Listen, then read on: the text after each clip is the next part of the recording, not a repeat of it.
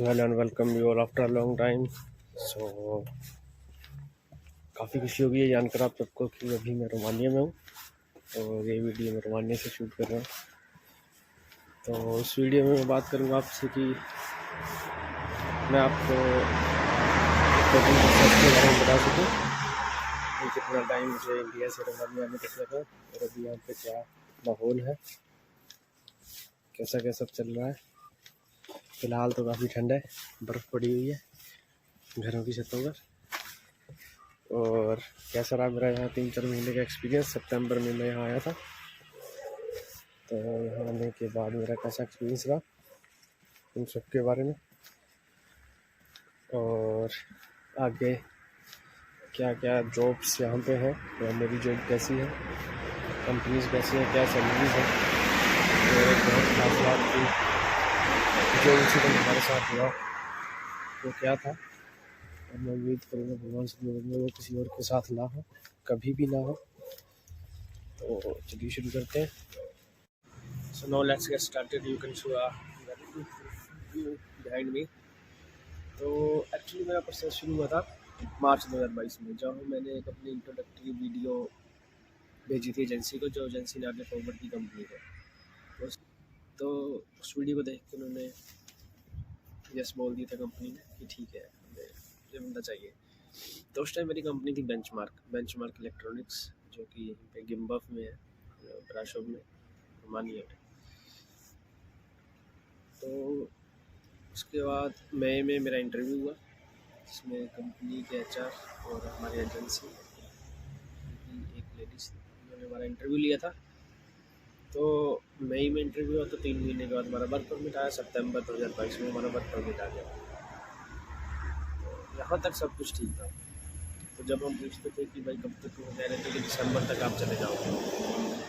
बड़ी खुशी होती थी कि भाई नया साल 2023 से हम मनाएंगे रोमानिया में। तो हुआ क्या कि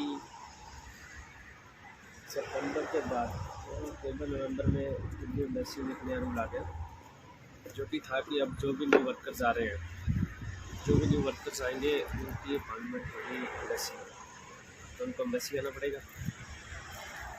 तो चलो ठीक है, कोई दिक्कत नहीं थी। इंटरव्यू ले ली एम्बेसी, नॉर्मल इंटरव्यू भी हुआ, जिस पे मैंने ऑलरेडी वीडियो बना रखी है, आप देख सकते हो। लेकिन उस अपॉइंटमेंट को मिलते मिलते हमें 6 महीने लगे। सितंबर से लेके मार्च तक अपॉइंटमेंट की कोई खबर ही नहीं आई, हमारी अपॉइंटमेंट ही नहीं आई। उसकी मेन वजह थी कि दिसंबर में मैक्सिमम हॉलीडेज होती है, उससे पहले क्रिसमस होती है। क्रिसमस से लेके 10 जनवरी 8-10 जनवरी तक एम्बेसी क्लोज होती है। तो 15-20 हॉलीडेज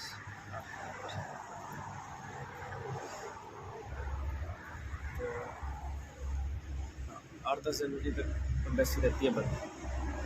तो उसके बाद अपॉइंटमेंट मिली आखिरकार। मेरे साथ के कुछ और लड़के थे जिनकी अपॉइंटमेंट मार्च में मिलेगी, लेकिन मेरी अपॉइंटमेंट मिली अप्रैल में।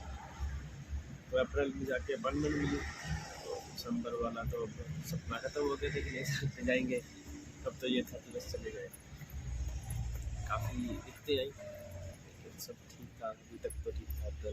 अप्रैल में मेरी 11 अप्रैल को मेरी एम्बेसी में इंटरव्यू हुई, जिसके बाद 1 महीने बाद मेरा वीज़ा आ गया। वीज़ा एजेंसी ने मेरी फ़ोटो भेज दी कि आपका वीज़ा स्टैम्प हो चुका है, तो बहुत जल्द हम आपकी टिकट कर देंगे। ठीक है, चली जाएंगे। मई में, जून में चले जाएंगे। 20 जून का टाइम हो गया एजेंसी ने। तो पहले बड़े परेशान थे कि बहुत ज़्यादा टाइम हो चुका था, लगभग 1 साल हो गया था।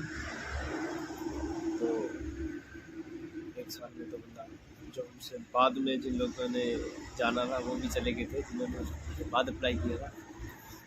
लेकिन ये जेन्युइन प्रोसेस था कि रोमानिया के काम को 8 से 10 महीने और 1 साल तक का टाइम लग जाता था। But still God knows the best, कि भगवान की जैसे मंजूर है वैसे ही होगा। तो मई में वीज़ा आने के बाद सोचा कि 20 जून तक टिकट कर देंगे। तैयारियाँ कर ली, सब कुछ हो गया, लेकिन जून में टिकट नहीं हुई। हमें उसकी वजह पता नहीं थी, लेकिन एजेंसी उसकी वजह जानती थी। एजेंसी को उसकी वजह पूरी तरह से मालूम था। तो जून पूरा निकल गया, 20 जून को निकल गया, 20 जून को संडे ही था शायद, अच्छा सा हुआ। तो उन्होंने कहा जुलाई में चले जाएंगे, जुलाई भी निकल गया, जुलाई में ये सब शुरू होता है। तो उसके बाद तो जो शॉकिंग न्यूज़ थी कि टिकट गेने वाली थी, उसकी मेन वजह थी कि जिस कंपनी में हमें जाना था बेंचमार्क इलेक्ट्रॉनिक्स में, उन्होंने मना कर दिया। उन्होंने कहा हमारे पास वैकेंसी नहीं है, हमारे पास काम ही नहीं है, जिसकी वजह से हम नहीं ले सकते, मतलब जिसकी वजह से उन्होंने रिक्रूटमेंट करने का मना कर दिया। ठीक है भाई, क्या कुछ नहीं कर सकते थे। हमने एजेंसी को बड़ी बदमाश हुई कि नहीं, हमने बेंचमार्क में जाना था। हमें उन्होंने डायरेक्टली नहीं बोला, एजेंसी ने बोला कि हमें अपनी कंपनी चेंज करनी पड़ेगी। बोला नहीं, मुझे बेंचमार्क इलेक्ट्रॉनिक्स में जाना है, मेरा एक्चुअली डिप्लोमा था इलेक्ट्रॉनिक्स और कम्युनिकेशन इंजीनियरिंग में, तो मेरा यही था कि मैंने बेंचमार्क इलेक्ट्रॉनिक्स में ही जाना है। तो मैंने कहा नहीं जाना है तो बेंचमार्क में जाना, नहीं तो मैंने जाना ही नहीं।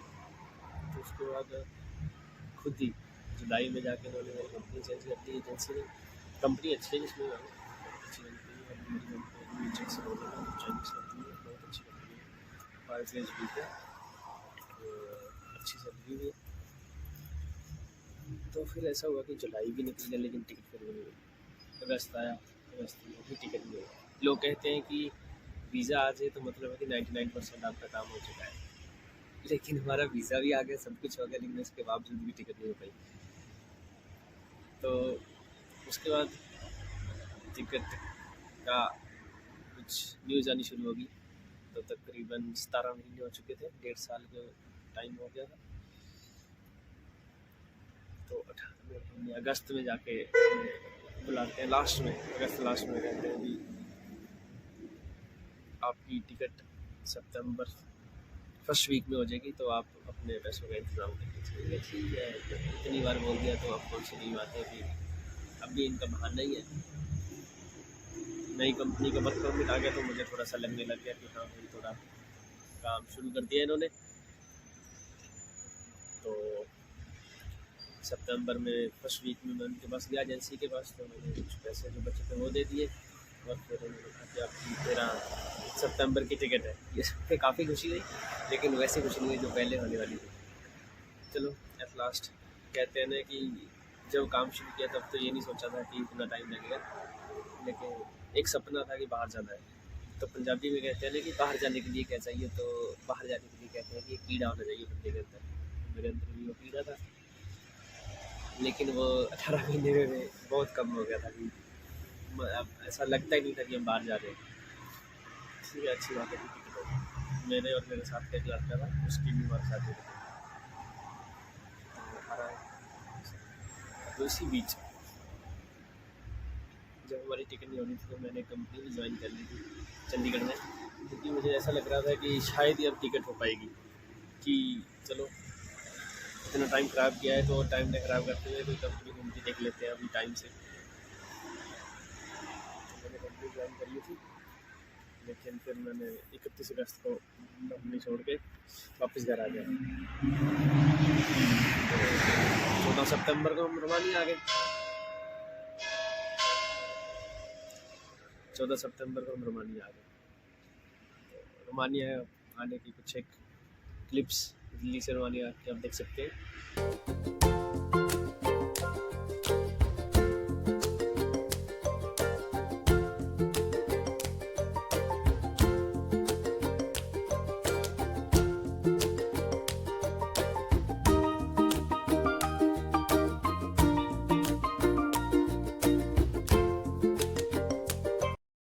तो हाँ, 14 सितंबर को हम यहाँ आ गए।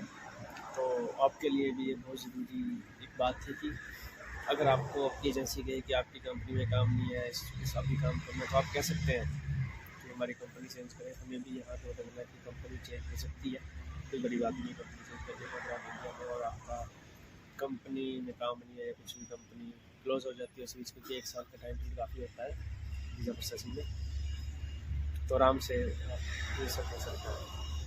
तो 14 सितंबर को हम यहाँ आगे थे, और 19 सितंबर की हमारी ज्वाइनिंग थी।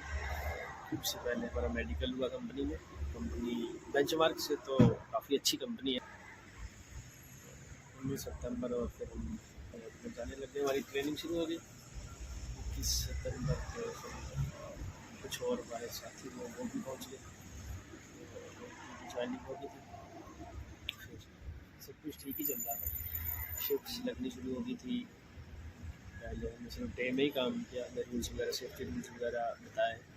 काफ़ी अच्छे लोग हैं यहाँ के, काफ़ी अच्छे एम्प्लॉयज़ मिले मुझे, काफ़ी अच्छी कंपनी मिली। तो मेरे साथ कुछ हरियाणा के भी थे लोग, कुछ पंजाब के थे और हिमाचल के हैं। तो मैं आपको भी ये भी बता दें इसी बीच कि मैं हिमाचल का हूँ। तो एक जो थोड़ी दुर्घटना हमारे साथ हुई इसी बीच, वो थी 2 अक्टूबर को, जब मेरे साथ का एक लड़का सेकंड शिफ्ट में गया था। तो मैंने नाइट शिफ्ट में जाना था। तो जब वो सेकंड शिफ्ट में गया तो एक्चुअली जो हमारा काम था वो था मोल्ड, प्लास्टिक, तो गड्डियों के डैशबोर्ड्स के पार्ट्स होते हैं, तो वो हमारे वहाँ कंपनी में बनते थे। वॉक्सवैगन, ऑडी, BMW, टेस्ला तक के पार्ट्स भी बनते हैं, काफ़ी अच्छे पर महंगी कंपनी में पार्ट्स बनते हैं। तो जब वो मशीन के अंदर गया, एक्चुअली वो मोल्डिंग मशीन थी,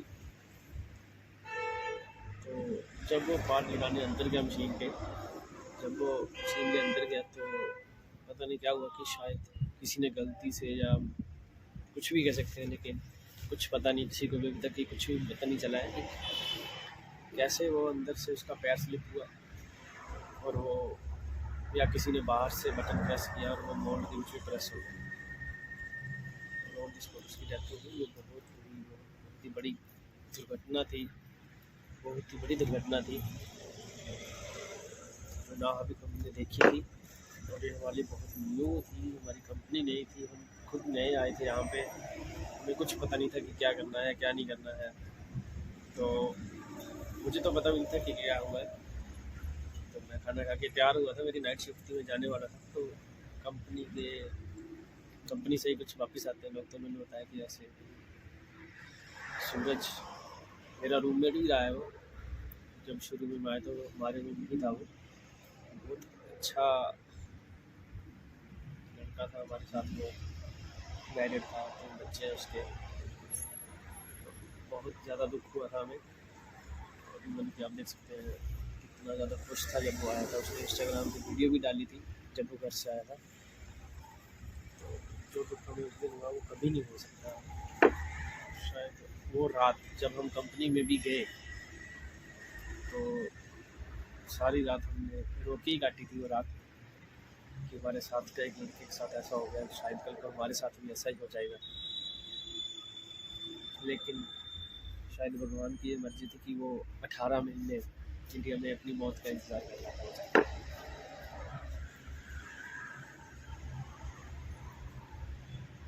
बहुत बड़ी दुर्घटना हुई।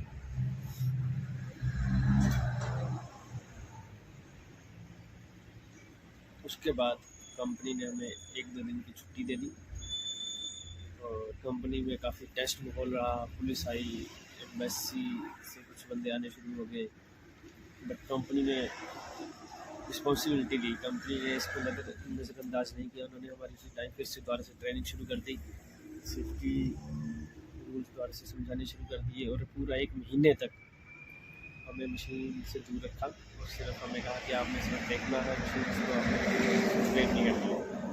आपके ऑपरेटर्स मशीन ऑपरेट करेंगे, आप सिर्फ उनको देखते हैं। बट स्टिल हम उस चीज़ को बुला नहीं पा रहे थे, हम उस मशीन को बुला नहीं पा रहे थे, क्योंकि 1-2 और मशीन ऐसी थी जैसी सिमिलर मशीन थी जिसके अंदर जाके पार्ट्स लगाने पड़ते थे हमें। बट ये बहुत बड़ी एक सेफ्टी की भी अनगहली थी। तो बट कंपनी ने रिस्पॉन्सिबिलिटी ली, कंपनी ने उसका पूरा जिम्मा लिया। इवन की हेल्प भी कंपनी ने ज़रूर की, और डेड बॉडी का जितना भी खर्चा था, जो भी इंडिया से जाने का उसको जो भी करना था उन्होंने किया। बट वो कहते हैं ना कि इंसान कभी वापस नहीं आ सकता, उसकी फैमिली के लिए तो वो चला ही गया। एक और उससे बड़ी बात यह थी कि उसकी डेड बॉडी इंडिया पहुँचते 2 अक्टूबर को डेथ हुई थी, लेकिन इंडिया जब उसकी बॉडी पहुंची तो वो 2 नवंबर को पहुंची। तब उसकी बॉडी पहुंची गई थी। अभी भी हमें याद है कि वो हमारे साथ हमारे कमरे में रहता था।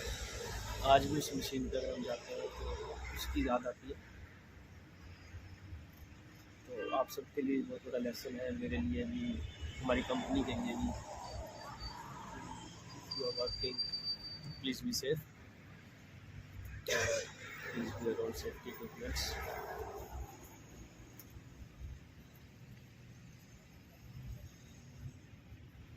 चलो खैर, इससे ज़्यादा मैं कुछ नहीं कर सकता इसके बारे में, बिकॉज वो टाइम हम नहीं भूल सकते हैं। तो अभी यहाँ पे अच्छा माहौल है, तो रिसेंटली काम थोड़ा कम है। दिसंबर, जनवरी और फरवरी तक काम कम होगा, उसके बाद काफ़ी अच्छा काम चल जाएगा। तो आप लोग अगर यहाँ आना चाहते हैं तो बहुत खुशी से आप यहाँ आ सकते हैं, क्योंकि अभी सबसे बड़ी खुशी की खबर ये है यहाँ पे रोमानिया के लिए कि अब शेंगन में एंटर हो रहा है मार्च में। और अभी सिर्फ एयर और सी जो बॉर्डर्स हैं वो ओपन किए गए हैं, और कुछ समय बाद, मतलब हो सकता है ईयर एंड तक या नेक्स्ट ईयर 2025 में लैंड बॉर्डर्स भी ओपन कर दी जाए। तो लैंड बॉर्डर्स ओपन होते ही आप इजीली किसी और कंट्री में मूव कर सकते हैं, काम कर सकते हैं। और हो सकता है यहाँ अगले साल में यूरो चालू हो जाए, यूरो चलने शुरू हो जाए तो सैलरीज इंक्रीज़ हो जाएगी। शेंगन में आते ही सैलरीज इंक्रीज़ होने की उम्मीद है। अभी यहाँ पे काफ़ी अच्छी कंपनीज़ हैं, काफ़ी अच्छी सैलरीज भी हैं, और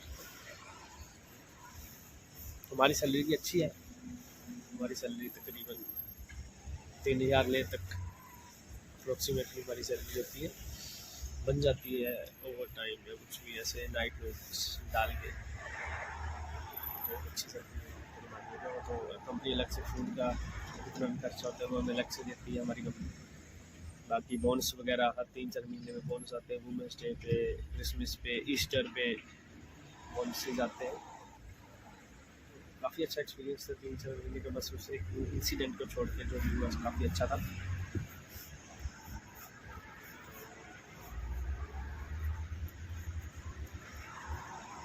अभी इंडिया से काफ़ी लोग अप्लाई कर रहे हैं, लेकिन अब एजेंसी ने रेट काफ़ी उठा ली है, काफ़ी बढ़ा दी है रेट। जो पहले 2.5 से 3.5 लाख तक का रेट था, 2.5 से 4 लाख तक का रेट था, अब 4 से 7 लाख तक का रेट हो चुका है। अभी पिछले 3-4 महीनों में काफ़ी टाइम कम होने की वजह से या कुछ ऐसी दिक्कत की वजह से मैं वीडियो नहीं बना पा रहा, लेकिन अब मैं कोशिश करूँगा कि आपको वीकली या मंथली अपडेट्स आपको देता रहूँ, ताकि आपको पता चलता रहे कि यहाँ कैसा माहौल है और क्या क्या नए काम है। बेसिकली यहाँ भी काफ़ी काम है, कंपनीज में काफ़ी वैकेंसीज है। कंस्ट्रक्शन का भी काफ़ी काम है, कंपनीज में काफ़ी वैकेंसीज है, टेक्निकल काफ़ी वैकेंसीज हैं, रोबोटिक्स AI में काफ़ी वैकेंसीज है, कंप्यूटर्स में CS में काफ़ी वैकेंसीज है। तो मैं कोशिश करूँगा कि इस वीडियो के थ्रू आपको इन सब के बारे में बताऊँ, और यहाँ पे कैसा माहौल है, क्या सैलरीज है, और शेंगन की क्या उसके बाद अपडेट है, मार्च में क्या अपडेट है, सब आपको। तो आप प्लीज़ वीडियो को लाइक करें, चैनल सब्सक्राइब करें और शेयर ज़रूर करें। जो लोग बाहर आते हैं और सपोर्ट करें, जिसका भी सपना है बाहर आने का ज़रूर पूरा हो। Thank you so much for watching. Please stay tuned, be safe and be happy. Bye bye.